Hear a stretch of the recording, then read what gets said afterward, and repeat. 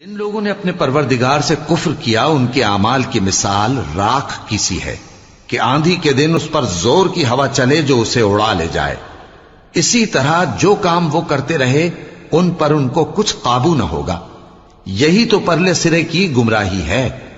کیا تم نے نہیں دیکھا کہ اللہ نے آسمانوں اور زمین کو تدبیر سے پیدا کیا ہے؟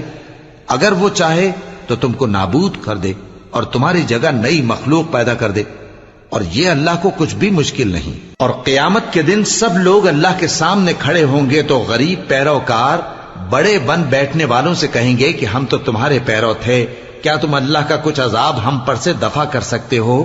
وہ کہیں گے کہ اگر اللہ ہم کو ہدایت کرتا تو ہم تم کو ہدایت کرتے۔ اب ہم گھبراہٹ ظاہر کریں یا صبر کریں ہمارے حق میں برابر ہے، کوئی جگہ رہائی کی ہمارے لیے نہیں ہے۔ اور جب حساب کتاب کا کام فیصل ہو چکے گا تو شیطان کہے گا جو وعدہ اللہ نے تم سے کیا تھا وہ تو سچا تھا، اور جو وعدہ میں نے تم سے کیا تھا وہ جھوٹا تھا، اور میرا تم پر کسی طرح کا زور نہیں تھا۔ ہاں، میں نے تم کو گمراہی اور باطل کی طرف بلایا تو تم نے جلدی سے اور بے دلیل میرا کہنا مان لیا۔ تو آج مجھے ملامت نہ کرو، اپنے آپ ہی کو ملامت کرو۔ نہ میں تمہاری فریاد رسی کر سکتا ہوں اور نہ تم میری فریاد رسی کر سکتے ہو۔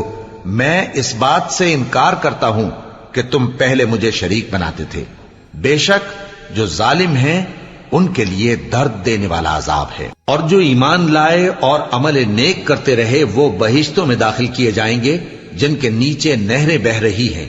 اپنے پروردگار کے حکم سے وہ ہمیشہ ان میں رہیں گے، وہاں وہ ہر ملاقات پر ایک دوسرے کو سلام کہیں گے۔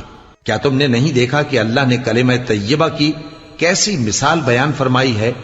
وہ ایسی ہے جیسے پاکیزہ درخت جس کی جڑ مضبوط ہو اور شاخیں آسمان میں پھیلی ہوں۔ وہ اپنے پروردگار کے حکم سے ہر موقع پر پھل لاتا ہو، اور اللہ لوگوں کے لیے مثالیں بیان فرماتا ہے تاکہ وہ نصیحت حاصل کریں۔